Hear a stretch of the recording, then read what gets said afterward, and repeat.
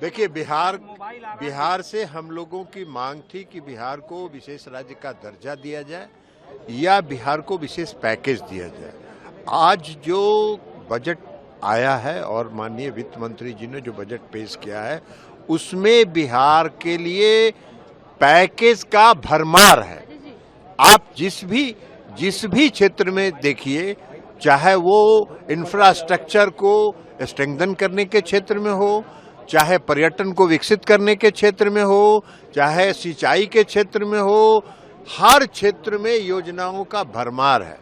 तो इसलिए बिहार को आज इससे ये योजनाओं के लागू हो जाने के बाद बिहार के विकास का दर और बढ़ेगा। बिहार वैसे ही दोहरे विकास दर के साथ पिछले कई वर्षों से है और इसलिए बिहार का विशेष और बढ़ेगा, बिहार का विकास और होगा। लेकिन सर, राबड़ी देवी जी कह रही कि झुंझुना थमा दिए गए और राबड़ी देवी जी का तो बजट पर भी प्रतिक्रिया दे रही हैं। दस्तखत तो कितना लंबा करती हैं, वो कभी उनका दस्तखत भी देख लिया कीजिए। तो अब बजट जैसा चीज उनको कहाँ समझ में आएगा। इस बात का हो हल्ला मचाते हैं कि बिहार को विशेष राज्य का दर्जा नहीं मिला, विशेष राज्य का दर्जा नहीं मिला। ये वही विपक्ष के लोग हैं जिनके पास ये जानकारी का अभाव है कि इन्हीं की सरकार में, यूपीए की सरकार में मनमोहन सिंह जी के दौरान ही नीति आयोग में इस तरीके के प्रावधान किए गए थे जिसके बाद किसी भी राज्य को विशेष राज्य का दर्जा मिलना लगभग नामुमकिन के करीब हो गया था। बहरहाल हम लोग की मांग रही थी कि जब तक विशेष राज्य के दर्जे का दर्जा हम लोग को नहीं मिलता, स्पेशल पैकेजेस हम लोग को दिए जाएं। मैं धन्यवाद करूंगा मेरे प्रधानमंत्री आदरणीय नरेंद्र मोदी जी का, मैं धन्यवाद करूंगा हमारी वित्त मंत्री आदरणीय निर्मला सीतारमण जी का कि उन्होंने बिहार को जिस तरीके से स्पेशल पैकेजेस देकर, और मेरे लिए बिहारी होने के नाते खुशी की बात है और मेरी पार्टी लोक जनशक्ति पार्टी रामविलास ने हमेशा बिहार फर्स्ट बिहारी फर्स्ट के विजन के साथ आगे बढ़ने का काम किया है। इस बजट में बिहार फर्स्ट बिहारी फर्स्ट को भी धरातल पर उतारने के प्रावधान दिए गए हैं। जहां एक तरफ इंफ्रास्ट्रक्चर इसमें मजबूती देने का काम किया गया है, वहां पे ब्रिजेस बना के, वहां पे क्या कहते हैं मेडिकल कॉलेजेस की बात हो, वहां पे एयरपोर्ट्स की बात हो, तो जहां एक तरफ बिहार के इंफ्रास्ट्रक्चर को मजबूत किया गया है, वहीं वहां की अर्थव्यवस्था को मजबूत देने के लिए वहां पे अलग अलग राज्यों में, गया हो, राजगीर हो, अलग अलग राज्यों में जिस तरीके से टूरिज्म को भी वहां पे बढ़ावा देने के लिए प्रावधान किए गए हैं, जिस तरीके से बाढ़ की एक बहुत बड़ी समस्या जिससे हम लोग हमेशा दशकों से हम लोग परेशान रहे हैं, उसके भी समाधान का जिक्र इस बजट में किया गया है। तो मैं मानता हूं बिहारियों के लिए ये बहुत खुशी की बात है और पूरी बिहार की जनता प्रधानमंत्री जी का धन्यवाद करेगी। बट ओवरऑल भी अगर इस बजट को देखा जाए तो पूरी तरीके से समावेशी बजट है। पिछले 10 सालों में भारत की अर्थव्यवस्था, एक मजबूत अर्थव्यवस्था का लाभ हमारे समाज के हर वर्ग को मिले, युवाओं को मिले, महिलाओं को मिले, किसानों को मिले, मध्य वर्ग के लोगों को मिले, इस बात का ध्यान भी इस बजट में रखा गया है। मैं मानता हूं कि एक बजट, ऐसा बजट जो युवाओं से जुड़ी सबसे बड़ी समस्या बेरोजगारी का भी जिक्र करता है।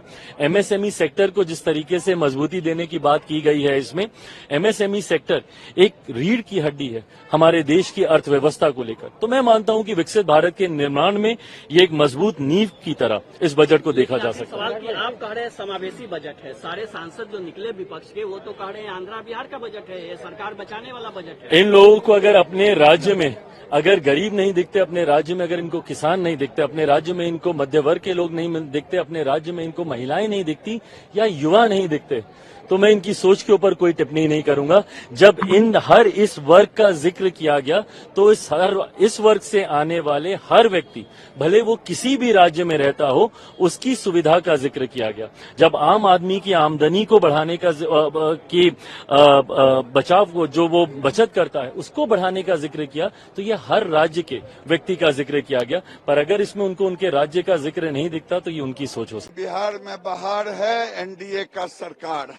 हमारा मांग था कि बिहार आगे बढ़े, कुछ अच्छी आर्थिक सहायता मिले जिससे हम आगे चल सके, और हम मानते हैं कि आज बहुत खुशी का दिन है क्योंकि बिहार को वो आर्थिक सहायता मिली है। जो भारत सरकार ने जो दिल खोल करके बजट में जो बिहार के विकास के लिए किया है, मैं सबसे पहले देश के यशस्वी प्रधानमंत्री जी का, देश के वित्त मंत्री जी का, मैं हृदय से बिहार के एक सांसद होने के नाते मैं बधाई करता हूं, धन्यवाद करता हूं। ये बजट पूरे देश के लिए एक संतुलित बजट है जिसमें 4 स्तंभ हैं।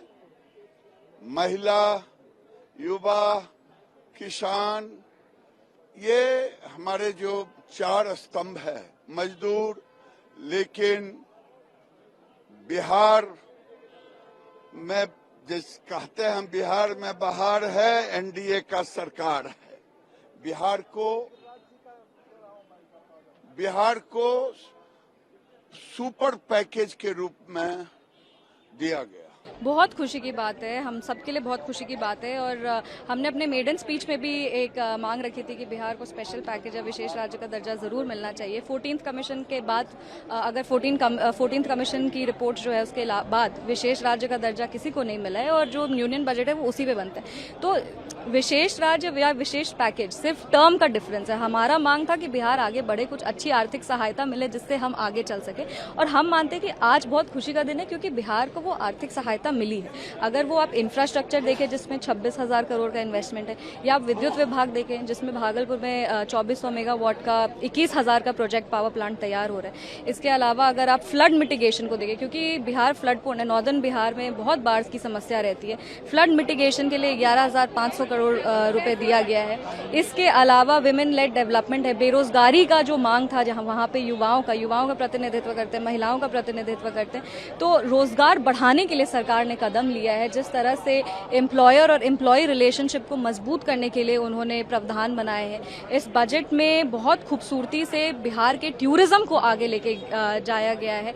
पटना पूर्णिया एक्सप्रेसवे जो बनेगा वो उसमें हमारी कॉन्स्टिट्यूएंसी भी आएगी, तो उस बात की भी बहुत खुशी है कि वो समस्तीपुर होते हुए निकलेगा। हम चाहेंगे कि वो समस्तीपुर होते हुए निकले। इसके अलावा आप देख सकते हैं कि जिस तरह से राजगीर, गया, बोध गया, नालंदा पे फोकस है टूरिस्ट विभाग का, तो ये सारी चीजें हम मानते हैं कि इससे बिहार बहुत आगे बढ़ेगा, विकास की गति को और रफ्तार मिलेगी और बहुत मजबूती से नए इन्वेस्टमेंट, नए इंफ्रास्ट्रक्चर और जो रोजगार का वहाँ समस्या था, ये सब को हम लोग ये सारी समस्याओं से डील करते हुए हम लोग आगे बढ़ेंगे। अगले 5 साल में पूरा चेहरा बदल जाएगा बिहार का, लग रहा है। बिल्कुल बिल्कुल। अब हम लोग सब जितने भी लोग आज इस बार सदन में चुन के आए, सबकी यही मांग थी कि नहीं, बिहार लगातार मजबूती से एनडीए के साथ खड़ा है। और हम मानते हैं कि हमारे यशस्वी प्रधानमंत्री श्री नरेंद्र मोदी जी ने हमारी आवाज को सुना, बिहार की आवाज को सुना। उनके लिए तहे दिल से उनको हम आभार प्रकट करते हैं और हम यही चाहेंगे कि आने वाले समय में बिहार जब एनडीए के साथ मजबूती से खड़ा रहेगा, एनडीए भी बिहार के साथ उतनी ही मजबूती से खड़ा रहेगा। बिहार में निश्चित रूप से बहार है या फिर से एनडीए ही सरकार है और रहने वाली है।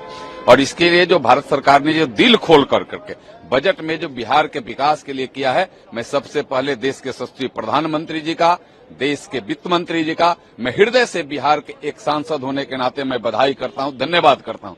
कोई ऐसा क्षेत्र नहीं है बिहार के विकास का जिन्होंने उसमें कहीं कोई कोताही करने का काम किया हो। चाहे वह पीएमजेएसवाई की रोड की बात हो, चाहे वह बोधगया की बात हो, चाहे नालंदा के टूरिज्म की बात हो, चाहे इंफ्रास्ट्रक्चर हर क्षेत्र में मेडिकल कॉलेजों की बात हो, या सारे चीजों में जिस तरीका से बिहार के प्रति भारत सरकार ने जिस तरीका से दिल खोल करके बजट में व्यवस्था किया है, इसके लिए मैं बार बार बिहार वासियों की तरफ से, अपने क्षेत्र महाराजगंज की तरफ से, महाराजगंज वासियों की तरफ से मैं केंद्र सरकार का, माननीय प्रधानमंत्री और माननीय वित्त मंत्री जी का हृदय से बधाई करता हूं, हृदय से धन्यवाद करता हूं।